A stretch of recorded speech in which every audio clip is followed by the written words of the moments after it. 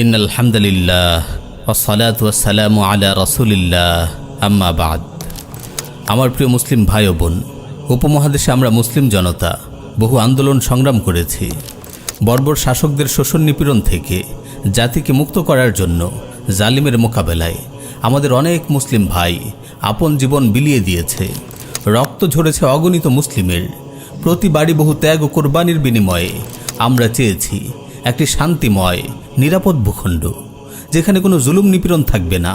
আমরা নির্বিঘ্নে আমাদের রবের বিধান মতো জীবন যাপন করতে পারব।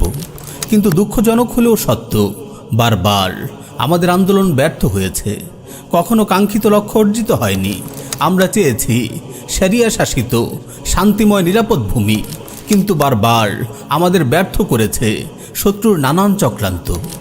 ইস্ট ইন্ডিয়া কোম্পানি ব্রিটিশ বেনিয়াদের ভারত থেকে তাড়ানোর পেছনে অনেক মুসলিমের জীবন ও রক্ত ঝরেছে। অনেকে স্বপ্ন দেখেছে পাকিস্তান গঠিত হচ্ছে ইসলামের নামে। সে সময় স্লোগান ছিল, তেরা মেরা রিশতা ক্যা, লা ইলাহা ইল্লাল্লাহ, পাকিস্তান কা মতলব ক্যা, লা ইলাহা ইল্লাল্লাহ। কিন্তু পরবর্তীতে যাদের হাতে পাকিস্তানের ক্ষমতা ছিল, তারাই মুসলিমদের উপর শোষণ নিপীড়ন চালিয়েছে এবং পাকিস্তানকে একটি সেকুলার কান্ট্রিতে পরিণত করেছে। অবশেষে বাংলা স্বাধীন হলো। ভারত থেকে বেরিয়ে এসে গঠিত হলো পাকিস্তান ও বাংলাদেশ নামে দুটি মুসলিম রাষ্ট্র। কিন্তু তার শাসন চলছে ইসলাম বিরোধী কুফরি সংবিধান দিয়ে। নামে মুসলিম রাষ্ট্র হলেও এখানে সবচেয়ে বেশি নিগৃহীত হয়ে আসছে ইসলামী চেতনা। আরব বসন্তে বহু আরব রাষ্ট্রের শাসক বদলেছে, কিন্তু বদলায়নি তার অবস্থা। পরিস্থিতি সব জায়গাতেই আল্লাহর বান্দাদের জন্য বিরূপ। বহু মুসলিমকে আশার আলো দেখিয়েছে তুরস্ক, কিন্তু আশা হতাশায় পর্যবসিত হয়েছে। কারণ তারাই আমাদের ভাই সোমালিয়ার মুজাহিদিনের বিরুদ্ধে এখনও সৈন্য প্রেরণ করে যাচ্ছে। আমার প্রিয় মুসলিম ভাই ও বোন, ছাত্র জনতার তীব্র আন্দোলনের ফলে তাগুত হাসিনা দেশ ছেড়ে পালিয়েছে। গঠিত হয়েছে অন্তর্বর্তীকালীন সরকার। এরপর হয়তো নতুন কিংবা পুরনো কারো হাতে ক্ষমতার পালাবদল ঘটবে। ক্ষমতা কখনো এর হাতে তো কখনো ওর হাতে, এভাবে বারবার ক্ষমতার পালাবদল হয়, কিন্তু বদলায় না মুসলিমদের দুরবস্থা। বারবার এদেশের মানুষের উপর এমন শাসক চেপে বসে যাদের কাছে মুসলিমরা তো নিরাপদ নয় অমুসলিমরাও, কেননা সংখ্যালঘুরা বরাবরই এসব তাগুত শাসক শ্রেণীর ক্ষমতা ধরে রাখার খেলার গুটি হিসেবেই ব্যবহৃত হয়।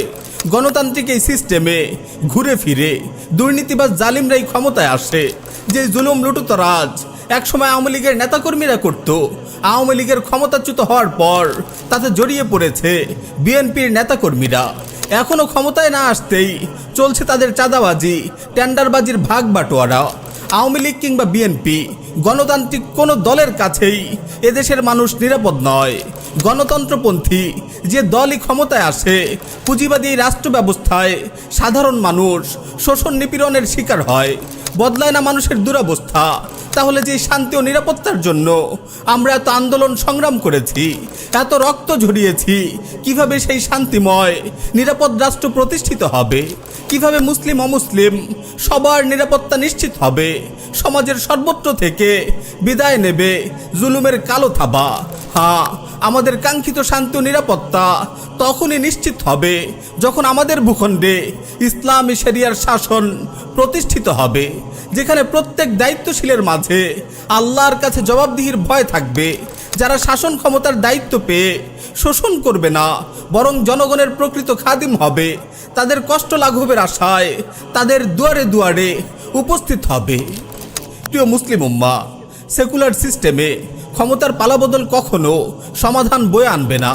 সমাধান আল্লাহর জমিনে আল্লাহর শরিয়া বাস্তবায়নের মাঝেই। আমরা যদি আমাদের এদেশে ইসলামের শরিয়া বাস্তবায়ন করতে পারি, তবেই মুসলিম অমুসলিম সকলের জন্য শান্তি ও নিরাপত্তা নিশ্চিত করা সম্ভব হবে। দেশের প্রতিটি সেক্টরে জুলুম লুটতরাজ বন্ধ হবে। দিন দিন মানুষ সমৃদ্ধির দিকে এগুবে। আপনার আফগানিস্তানের বর্তমান অবস্থার দিকে লক্ষ্য করুন। যুদ্ধ বিধ্বস্ত একটি দেশ কিভাবে অল্প সময়ে ঘুরে দাঁড়িয়েছে।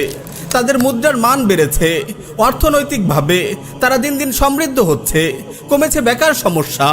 এই যে দিন দিন তাদের উন্নতি অগ্রগতি, এটার একমাত্র কারণ আফগানের তালিবান সরকার মানব রচিত তন্ত্রমন্ত্রকে ছুঁড়ে ফেলে আল্লাহর শরিয়া প্রতিষ্ঠা করেছে।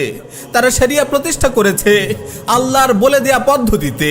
এজন্য বিশ্বের কোন মোড়লরা কি বলল তারা তার ধার ধারে না, পাশ্চাত্য কি বলল তারা তার পরোয়া করে না।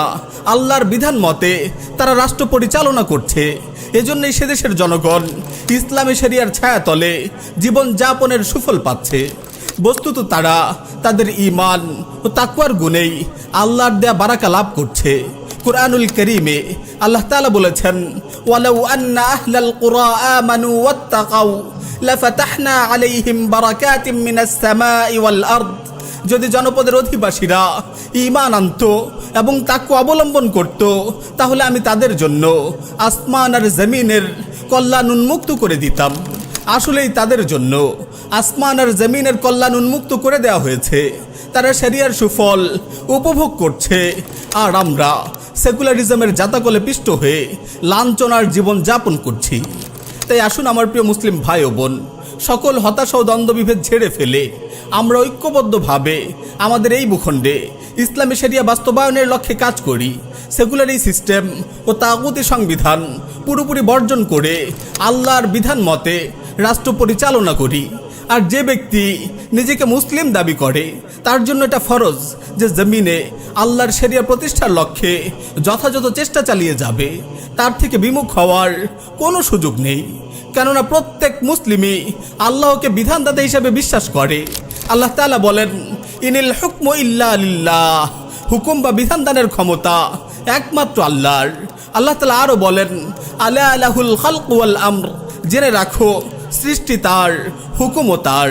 তিনি আরও বলেন, ওয়ালা ইউশরিকু ফি হুকমিহি আহাদা, হুকুম বা বিধান দানে তিনি কাউকে অংশীদার করেন না।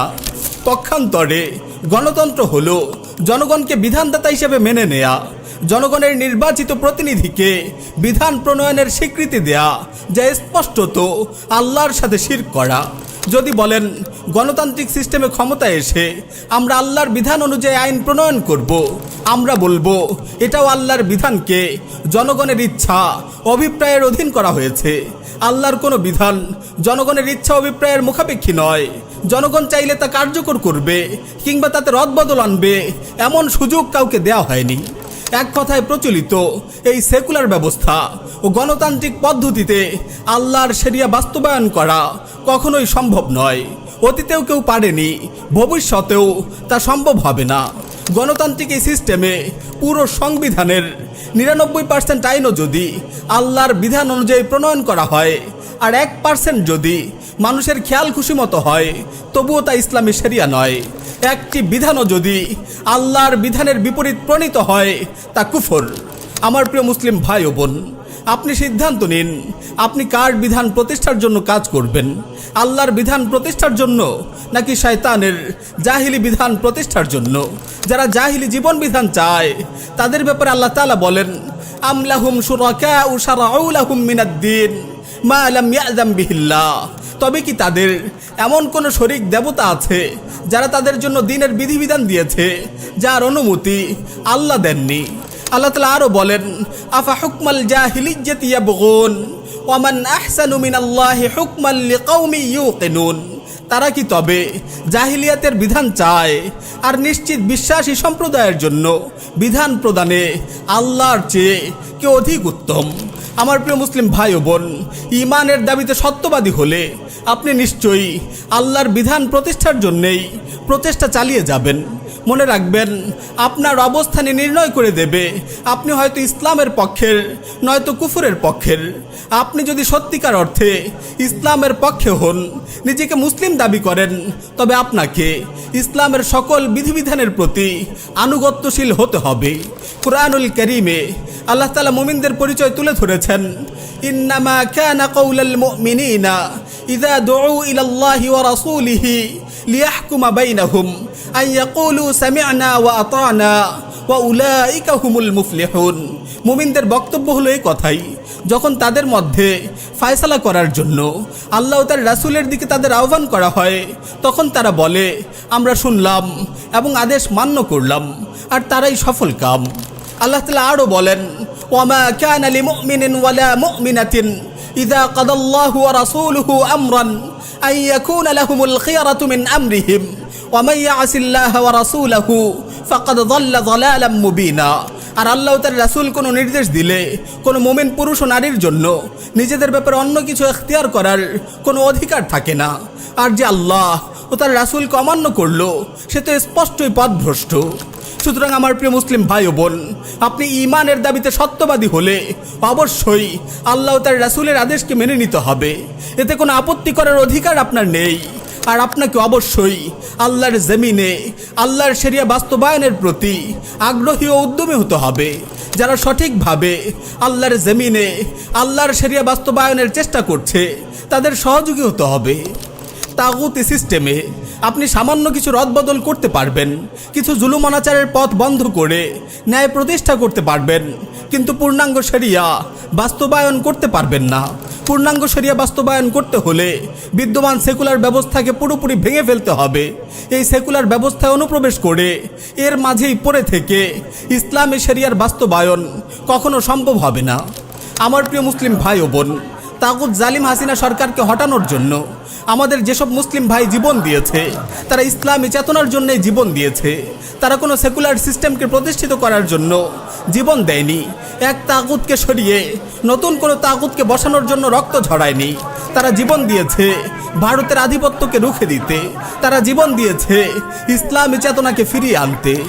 আমরা অতীতের ন্যায় ইসলামের শত্রুদের চক্রান্তে বিভ্রান্ত ও ব্যর্থ হতে চাই না। রাসূল সাল্লাল্লাহু আলাইহি ওয়াসাল্লাম বলেছেন, লা ইউলদাগুল মুমিন মিন জুহরিন ওয়াহিদিন মাররাতাইন। প্রকৃত মুমিন একই গর্ত থেকে দুবার দংশিত হয় না। সুতরাং আমরা সেকুলার সিস্টেমকে টিকিয়ে রেখে পুনরায় একই গর্তে দংশিত হতে চাই না। আমরা চাই একটি সুন্দর আলোকিত পৃথিবী। আমরা যদি আল্লাহর জমিনে আল্লাহর শরিয়া প্রতিষ্ঠায় অটল অবিচলভাবে সংগ্রাম চালিয়ে যাই, ইনশাআল্লাহ আল্লাহ আমাদের তার শরিয়ার ছায়াতলে জীবন যাপনের নিয়ামত দান করবেন। আফগানের তালিবদের মতো আমরাও আমাদের এই ভূখণ্ডে ইসলামী হুকুমত প্রতিষ্ঠা করতে পারবো ইনশাআল্লাহ। আর এভাবেই এক একটি ভূখণ্ড সেকুলার সিস্টেমের বলয় থেকে মুক্ত হয়ে এক সময় বিশ্বব্যাপী পুরো উম্মাহ এক খলিফার নেতৃত্বে খিলাফা আলা মিনহাজিন নবুয়ার ছায়াতলে সমবেত হবে বিইজনিল্লাহ। আল্লাহ আমাদের সেই তৌফিক দিন, আমিন ইয়া রাব্বাল আলামিন।